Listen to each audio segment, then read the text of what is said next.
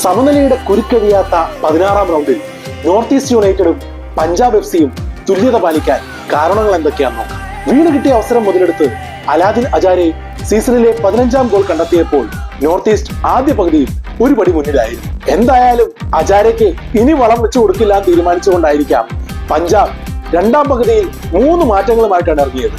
അതായത് 5-2-3 ഫോർമേഷനിൽ തുടങ്ങിയ പഞ്ചാബ് രണ്ടാം പകുതിയിൽ 4-3-3-ലേക്ക് സ്വിച്ച് ചെയ്തു.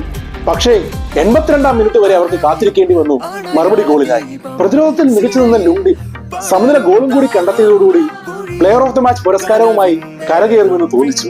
ISL ചരിത്രത്തിൽ തന്നെ ഒരേ മത്സരത്തിൽ ഗോളും ചുവപ്പ് കാർഡും കാണുന്ന 10ാമത്തെ കളിക്കാരനായി ലുങ്ഡി മാറിയതോടെ അതിനും തീരുമാനമായി.